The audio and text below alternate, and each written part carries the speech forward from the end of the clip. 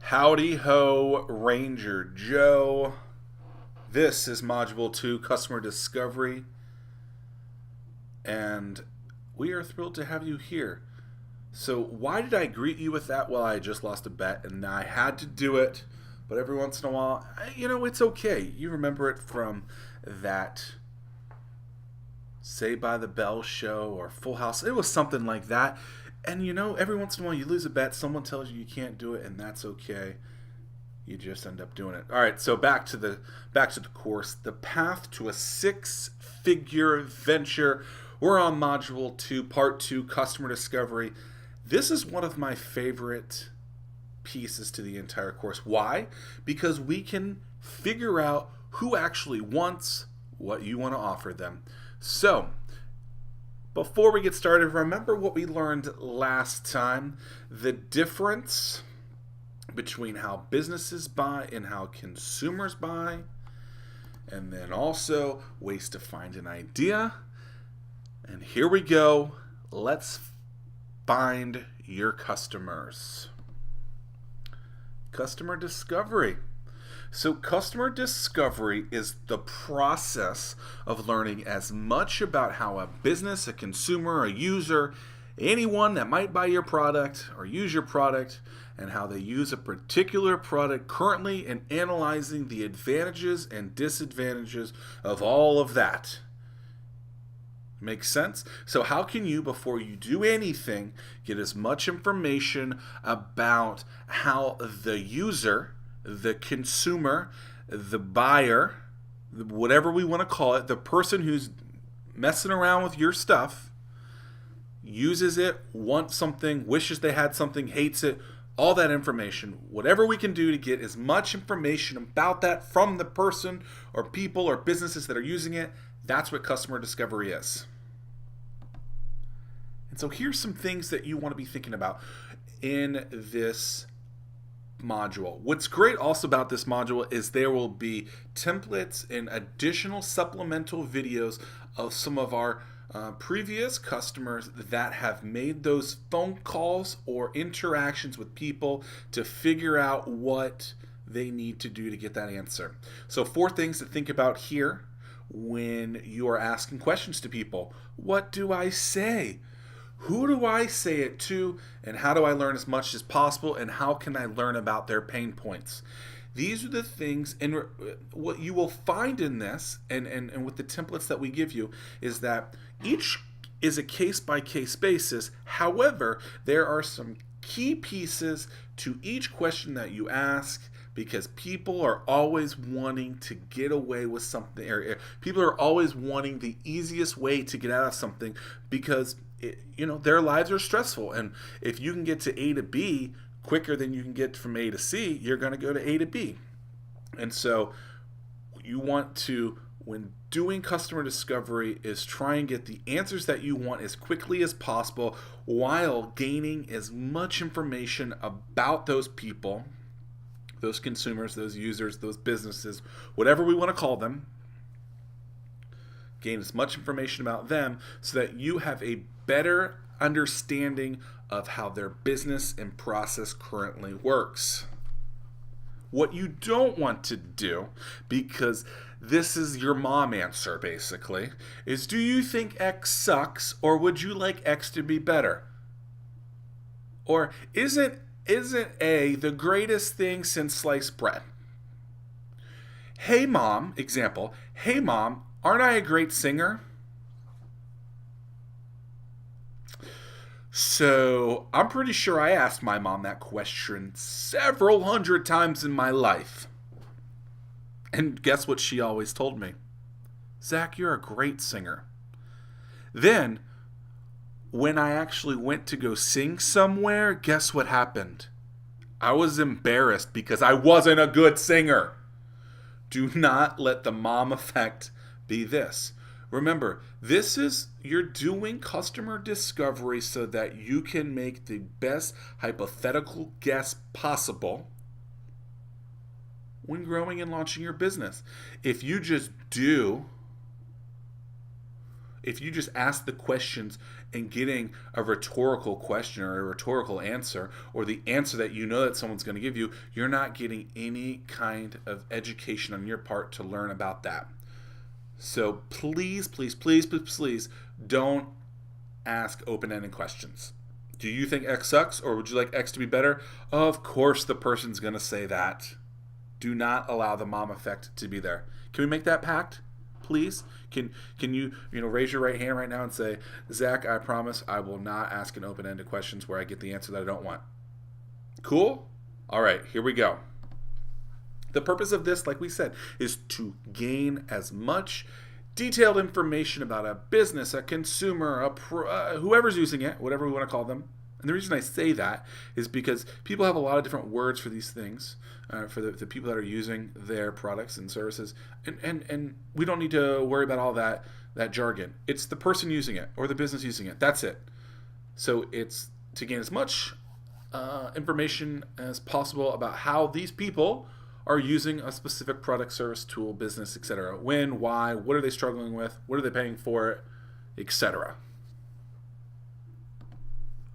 So how could you do this? It's funny you might ask. We at Hatch have done several different things to figure out things about our customers or potential customers. And what's great about this is we do it in a non-salesy kind of way, but we get the answers that we want. So how can we entice people? How can we excite people to do to get the information that we want out of them, but not really waste the time out of their day? So this is something that we call Ask Hatch Questions. It's basically an online forum with a question and answer opportunity. Someone out there has a business question, and then they submit the question to us either via email, a comment, or in person. And then every week we shoot a once a week video podcast with those answers. We then publish it so that people who may also have those questions can see that at a later time. This is great for a lot of reasons. Number one, I'm finding what I will call, and we'll go into the sales process in module 4, but what I call this is a very, very warm lead. Why? Because if someone's asking you a business question and you have the ability to give them that answer, likely they're going to be in that warm lead situation, meaning they might be ready to buy. And so you want to keep them kind of in that pipeline of resources. We'll get to the sales process a little bit later. Don't fret on that. But Ask Hatch Questions is simple. People have business questions, and we have the answers for them. Now, if we end up not having the actual answer for them, we would just tell them. But this has been a great way for us to answer a lot of questions, a very broad amount of questions that people have, and it's very easy for us to get the answers to them. So great for two reasons. Number one is we're building a rapport with people. Number two, we're creating a list of people that probably are going to need our services. And number three, we're learning what they need. We're learning what they need. And it's free. Nothing in this costs us a simple dime, maybe a little bit of time to produce it, but it's super easy. It's something that you can do on your laptop, on your cell phone, any of those things, just to produce a little bit of content to get the answers that you want out of them.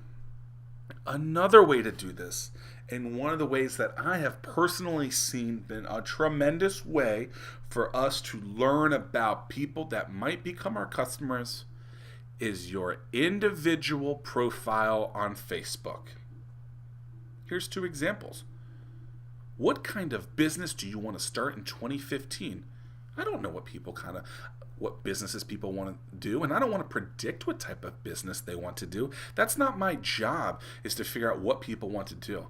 My job is to help them produce, make them money, help them do that. I don't care what kind of career you want to start, what type of company you want to start. That's not my job. I don't care what industry cluster it's in.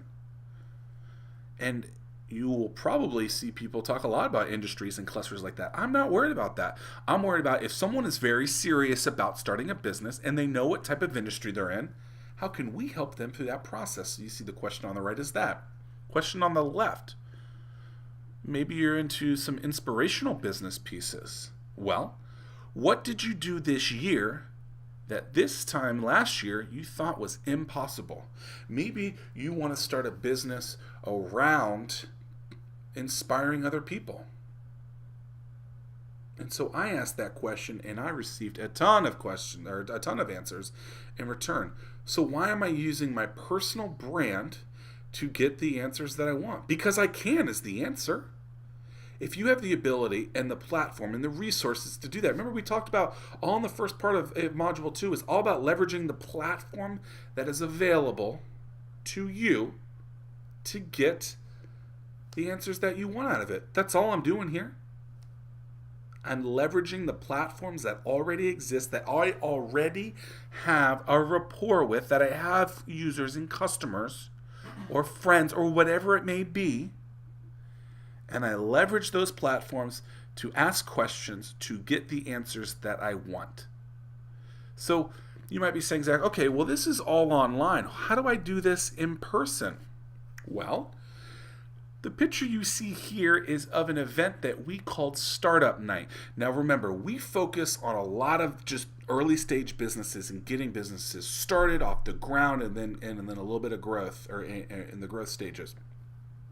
And so what we would do to get customers to come to us or get potential customers to come to us is we would throw these once a month meetups free of charge with experts on specific topics to discuss in a forum style, just like you see in this image, about the topics that they may have questions about. In this particular forum, we were discussing financing of different businesses, and we will go through that in Module 4, ways that you can finance your business, whether it's bootstrapped, capital, banks, etc. But what we saw here is we were able to bring experts in to get the answers that we wanted, because what would happen is these individuals were given the opportunity to ask questions at these events. And guess what? When you have an expert in a field, what are you going to do? You're going to take that time and you're going to ask them. And so we would record those questions and we would take that as our own customer discovery. What type of information are you really struggling with to start your business? And so these are two individuals that you can see up there that have both started businesses and that they're able to then tell stories about what they did. And when you try and find those triggers that really allows people to figure out the answers to their questions. So in person as well, not just online. Bring a small group of people together. We'll go over this in Module 3, how to create an event. But both online and offline, asking questions is the absolute key to this.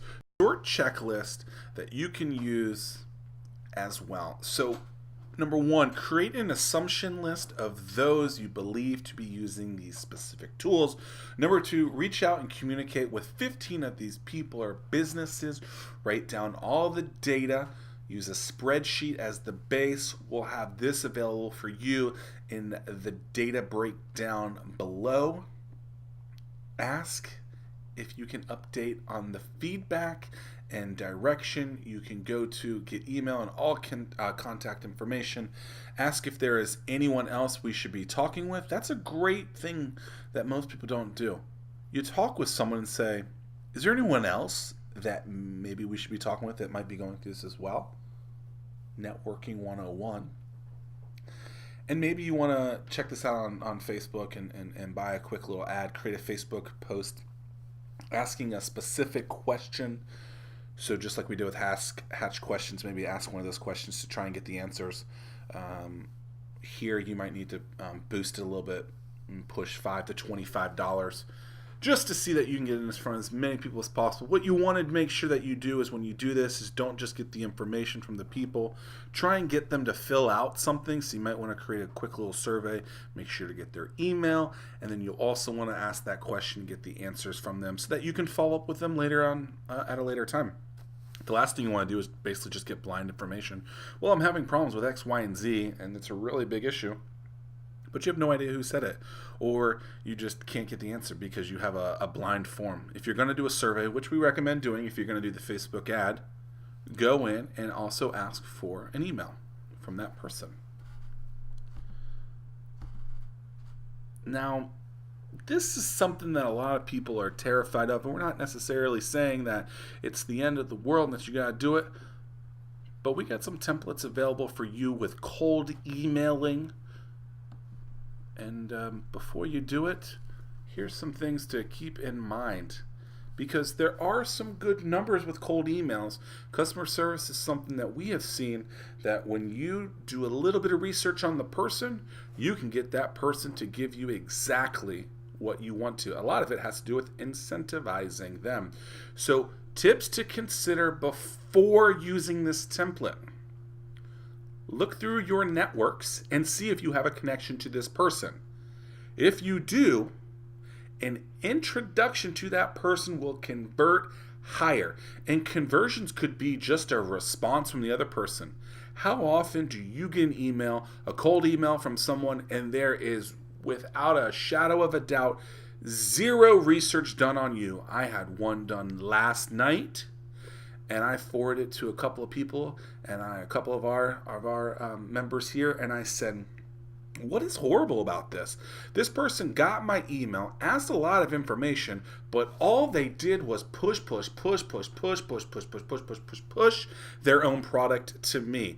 And you know what's interesting is that had they done it in a non-salesy, spammy kind of way, I actually probably would have done business with them. But because they didn't, my first impression with them was horrible. And when we're talking about first impressions, if you have a great first impression, that lasts a lifetime. If you have a bad first impression, it takes anywhere from 5 to 6 positive reactions, positive reinforcements, positive other meetings with them for them to think of you in a positive way. Think about that differently. Think about that. If you meet with someone and the first reaction is positive, you're gold. If they meet with you and the first reaction is negative, you have to somehow get 5 more interactions with them for them to maybe think that there could be some positiveness out of that. So first impressions are key, folks. Very key. Be quick and say what you want and then act on it. Be specific and clear in your ask. Relate if you can. Show interest and do not waste time. Do not write 5 paragraphs if you don't have to, and you probably will never have to write a paragraph. Show people that you did a little bit of research on them. Because if someone, let's say I love roller coasters, and someone mentions that they just went to an amusement park and rode the tallest ride at the amusement park, I'm gonna engage with that person because they went out of their way to learn a little bit about me, and that, like we just said, positive reinforcement. That first interaction was amazing because it was something that I love. But if you just sell to them, no one wants it. Remember, this isn't a shopping mall. Your email is not a shopping mall. The internet, while people may make a lot of transactions, it's not a shopping mall. So how can you get in front of someone and create a relationship with them so that later on you can make that transaction? Stop trying to make the transactions right now. Instead, you're trying to get information out of these people and create relationships. If you can get an introduction that will convert higher, if you can get an introduction, do it. It will convert higher. You will likely get a response. Be quick, be specific, relate if you can, incentivize them if you can, show interest, and do not waste their time. Below, you will find cold call scripts, videos, email templates, and an overview video of how to use those. And we encourage you to do them. To recap real quick, asking the right questions is so important. Remember, the definition of customer discovery is the process of learning as much as possible about the people, the businesses that you want to learn about. What do you say? How do you say it? How do you learn as much as possible? Remember, don't open the Don't ask the open-ended questions. Do you think this sucks? Do you think that X is better? You know the answer that you're going to get out of that. It's yes. So how can you transcribe it, or how can you ask a question that gets a detailed answer out of it? That's what you want. The when, the why, the struggle that they're going through, the pain points that they're doing. 3 examples we gave you. Ask Hatch Questions, the weekly video podcast that we answer questions for people that have business questions. 2, your personal Facebook page. And 3, in-person events with experts that you can leverage their platforms to get the answers that you want. So, to recap, asking all the right questions is important. Focus on the checklist, watch the supplemental information, and targeting customers is up next. So if you're ready to find your customers and figuring out if you're targeting the right people, guess what? It's up next, and we'll see you then.